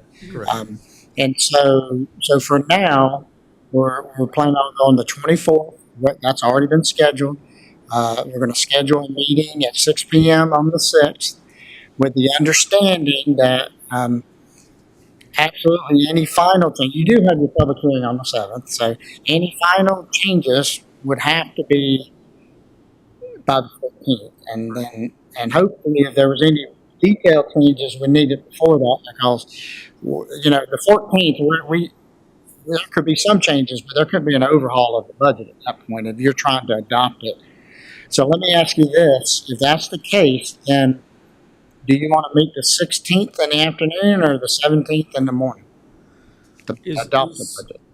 Let's just say, for instance, like I just stated, if we made major suggestions on the 24th and we come to some kind of resolution that day, and then we'll hear the bid openings on the 2nd, which will have major implications on the budget. Between the 24th and the 6th, we will know, I would think we're going to know what this budget's going to be. Yes. I would be in favor of preparing to vote on it on the 14th. Yeah, that's what I'm. Let's go ahead and schedule a business session on the 14th to vote on it on the 14th and be done. Okay. Yeah, if we don't need a work session that day, it'd be good to move right Is there ahead. anything on the work session at this point that's earth-shattering, that's non-budget? I don't know. I don't think so, but I don't know. Okay.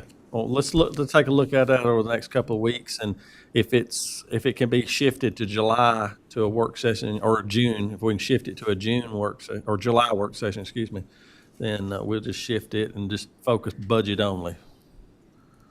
Okay. So then the only thing we've really added is the 6 p.m. 6th meeting at this point. Mm-hmm. That and cancel the 9th and the 10th. And cancel the 9th and the 10th. Okay. And do what? Now, what'd you say? Cancel the 9th and the 10th. All right, yeah, good. That's great. Okay. Thank you. Perfect. And it could be that we'll be able to vote on the budget on the 14th. Correct. Yeah. And we'll have time between now and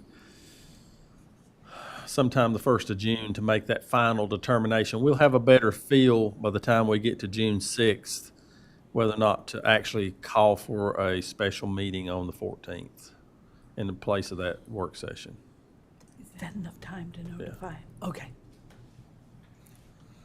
Would that be accurate, Mr. Adams? Yeah, just the 6th and 7th, any changes after that, we need to make it within, so we'll have it ready for you. If you wanted to vote on the 14th, that's where Darlene has to have a couple days before that to get everything ready. That's my hope, is that we'll vote on the 14th. Okay. Very good. After we hear on the 6th, we'll make the determination whether the pool is in or out. Correct. And what our options are. Correct. You mean the interact? Well, I mean, what if, that's what we'll talk about on the 6th. What if open the bids and the pool comes in at 35 million?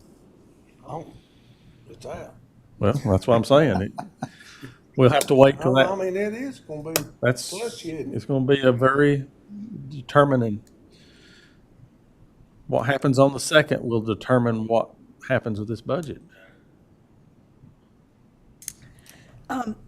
While we're talking about calendars, Angie has been working behind the scenes, helping with the North Carolina Association of County Commissioners District meeting, and it is going to occur on the 23rd. So they would like all of us as the local hosting commissioners to be there if possible. I know you'll be in Texas. It's going to be at the Burrow Building at Southwestern Community College. There will be food that they provide. And it will be the 7 western counties, which is District 17, and also District 16, which I forget, is that Buncombe, Transylvania, Madison? Polk, maybe? Polk. I can't. Yeah, something like that. So those counties are invited as well. And we've invited Representative Gillespie, Representative Clampett, and Senator Corbin as our officials. What month is this again? This is on June 23rd. And the time, they haven't told us the time. It would be like around 5 to 6, probably starting because of people getting there. And then that evening. And it's the North Carolina Association of County Commissioners, and so their staff will be there. They'll give us some really good information, but really it's just an opportunity for us to meet other commissioners from these other counties. Yeah, and I'm excited that we get to host it, so. And just as important, because we, new capital projects for that $450 million grant did not get approved throughout the state. It'd be a heck of an opportunity to talk to our representatives about the next $450 million on new capital projects. Yes. Very important to us. Yes. We have an opportunity there as well.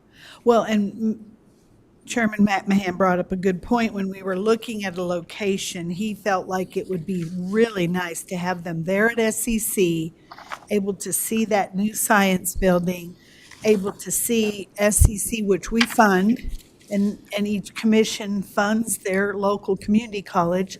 So it's a great opportunity. But We have one of Please the try to highest come. ranking community colleges in the nation.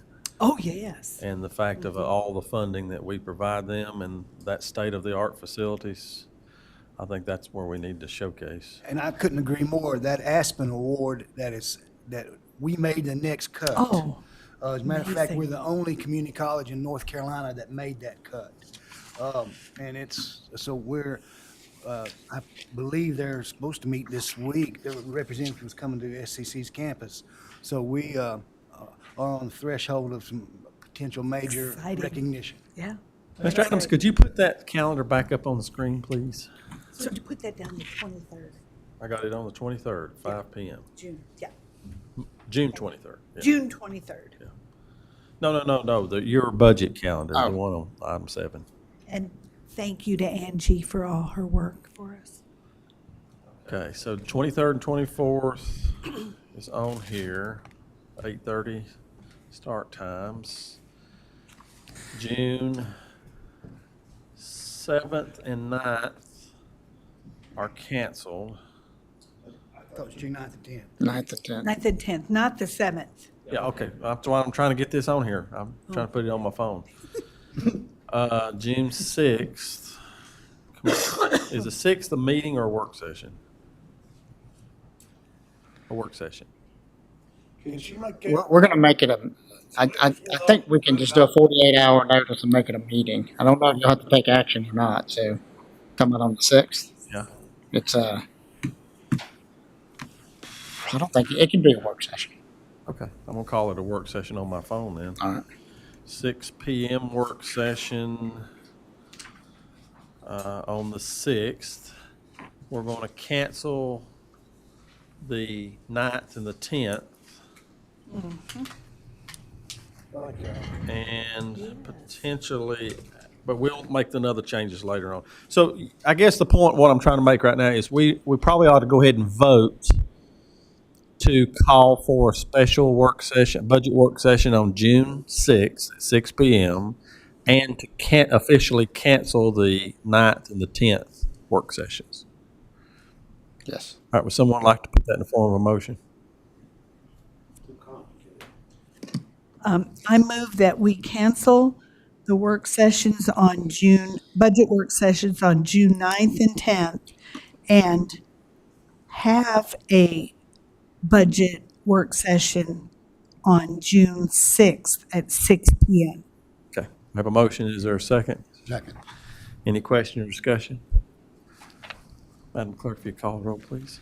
Commissioner Stribling, Yes. Commissioner Jones, Yes. Commissioner Woody, Yes. Commissioner Deeds, Chairman McMahon. Yes, motion carries. Okay, I think I got it. Okay. You got that down, Andy? I hope she does. She's got it down and I've got it down. There you go. She's so faithful to text us too. She is. Thank you, Angie. Okay, so we are now down to appointments. Item 9, which is the Cullowhee Planning Council. I think we carried this one over. Commissioner Dietz, Commissioner Striblin, y'all have any names for I today? actually talked to my wife into joining this planning board. Oh, Yeah, so she's great. gonna volunteer for it. Okay. And has she gone through the process yet? I don't think so. Okay, all right, well, we'll let you go through the official paperwork process. Well, forget it then. No, I'm just kidding. She's good. Yeah, we know she is, but anyway, once Angie gets all that paperwork back and it's in order, then we'll let you make that nomination officially. But that's great. And Commissioner Dietz, you're still working on a name? Why Sandy? She's on this board or any other board. No, I'm still working. Okay. And we need to come up with an at-large name too, so all of us be thinking about one more name too for that one. I think there's one application that's come in that we'll get to you. Okay, Oh, good. very Okay. good. This is for Cullowhee, so it needs to be somebody in the In the Cullowhee Cullowhee. planning district. Yes. All right, so we'll carry that one over till next time. Region A Agent Advisory Council, we had a letter on that one from Sarah Jane Melton, and this is requesting us to appoint Sue Evans. Many of you know who is a retired nurse from Jackson County Health Department, and she will be replacing Helen Bryson, who is term limited, I believe, on that board. And I worked with Sue Evans when I worked at the health department. She is a very committed, outstanding individual. Would you be willing to put that in the form of a motion? I would love to. I'd like to recommend that we appoint Sue Evans to the Council on Aging, or the Region A Aging Advisory Council. Okay, we have a motion. Is there a second? Second. Any questions or discussion? Madam Clerk, if you'd call the roll, please. Commissioner Deeds, Yes. Commissioner Woody, Yes. Commissioner Jones, Yes. Commissioner Stribling, Yes. Chairman McMahon. Yes, motion carries. Next is item 11, Southwestern Child Development Commission Board of Directors. You should have received a letter from Sheila Hoyle, and this is a vacancy, I believe, was on their board. And Dr. Smith, who is employed by Western Carolina University as the Dean of Students, is being recommended, I believe, if I'm correct, Basham Smith? Bashan, okay. I was trying to find the name in my glasses here. Bashan Smith, and that's coming as a recommendation from Sheila Hoyle.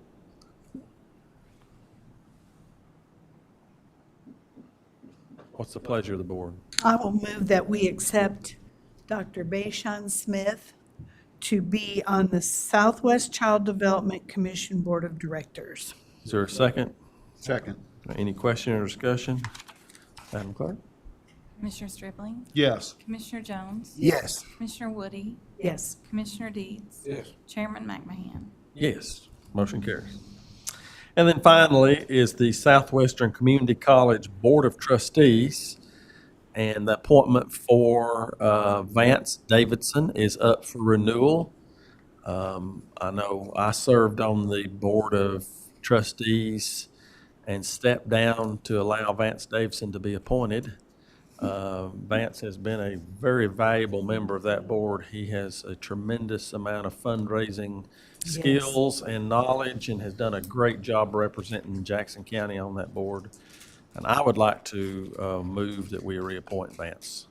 I'll second that, and you're, Reappoint Vance? Oh, we can be. Yeah, he can be reappointed. you're exactly right in your statement. Yeah, he's done an outstanding job with it. So, all right, I have a motion and a second. Any questions? Madam Clerk? Commissioner Deeds? Yes. Commissioner Woody? Yes. Commissioner Jones? Yes. Commissioner Stribling? Yes. Chairman McMahon? Yes, motion carries. Anybody with the press corps on the live stream? Okay. So no press conference, closed session. No, sir. You mean you don't have not single one item? Wow. Okay, well, do you want to go? Come on, Ms. Baker, you've got something. Okay. With that being said, do we have a motion to adjourn? So moved. Is there a second? Second. All in favor, say aye. Aye. Thank you, Paige, for coming. Thank you. Was it a different page? Is it you enjoy?